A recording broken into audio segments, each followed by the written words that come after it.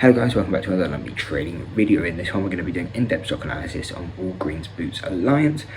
Firstly, you can see up here that it is up 7.5% today. This is because I'm having to record it on the Thursday because I don't think I have time to record a video on the Friday. So take that into account because we're going to be missing Friday's data when this is uploaded.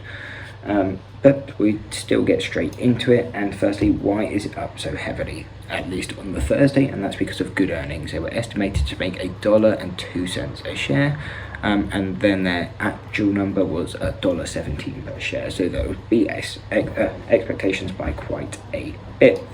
So now we'll get straight into it and kind of see where are our levels of support and resistance, and kind of where we would be seeing Walgreens go to. Buy zones, sell zones, short zones, and kind of all that kind of stuff. So firstly, as always, I go into the daily chart, see is there any gaps that need to be filled.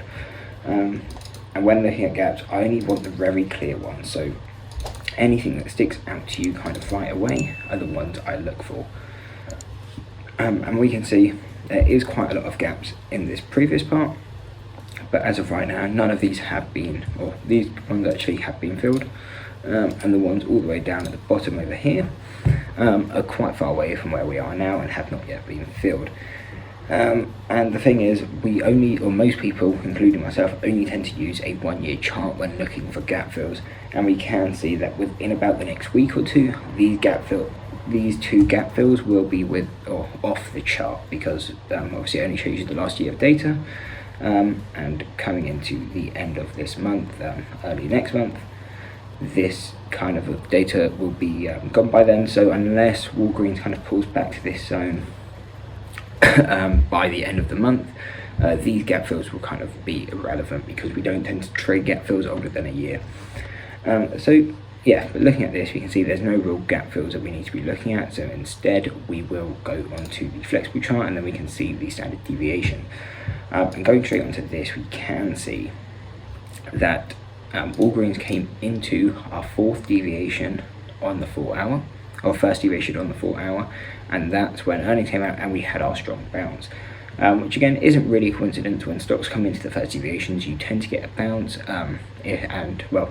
tend to get a reversal, and if not, you tend to at least get a bounce. And in Walgreens' case, we have got a full-on reversal at this zone, or at least it looks like it will be a reversal. So now, where are our targets to the upside when we're looking at this move? We will actually plot something as well at 47.75, because that is the first deviation on the daily, and will act as a support if the stock starts to pull back. So we will mark off these key levels, and what I will do is put this as a dashed line because it's statistical mean.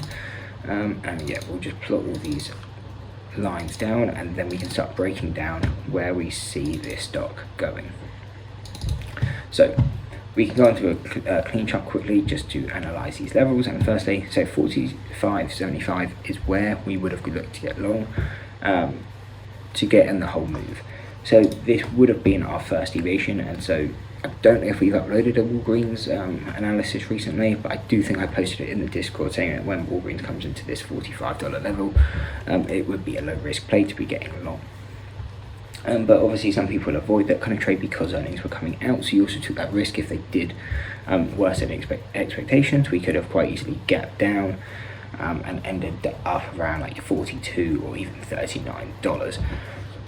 So all we can really do now is say where our targets are for. This will be more for the people who are most likely already in, or looking maybe to get more day trades on it, or looking for a low risk area to maybe scale into a trade now.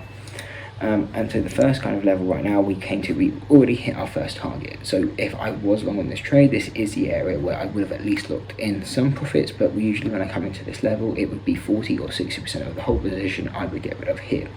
For the reason being, if this stock's going to reverse coming into, or feels like it's going to reverse, this will be the first area that it will happen at.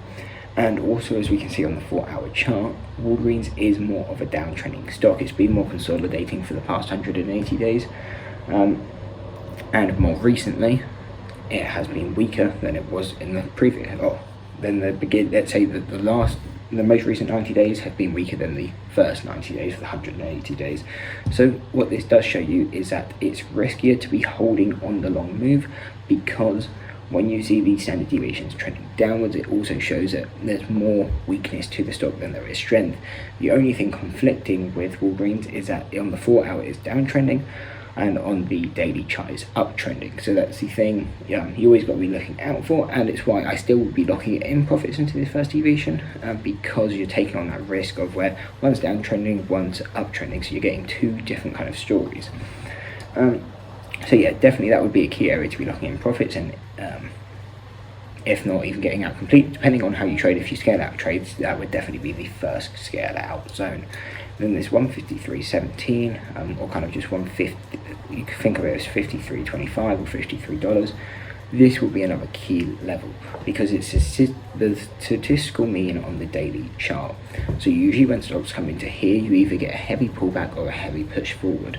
And as you can kind of see, I mean, go through the last year of data, you came into the first deviation, got a heavy pullback, tried it again, heavy pullback, you broke through, then you get the heavy push to the next deviation, pull back, heavy push, heavy push, heavy push, and it looks like we're going to come and test it again. Again, if we come into this level, break through, then our key targets will be kind of 54 and 57 and 58.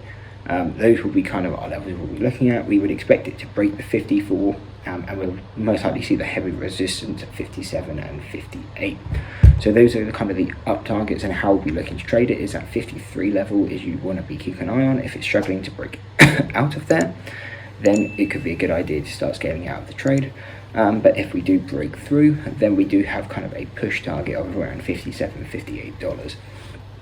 Now, where do we kind of see this going if it fails this first deviation, which isn't impossible, and it's always good to be prepared? Well, it will come back and it will test its support again at 47.75 and then also at 45.75.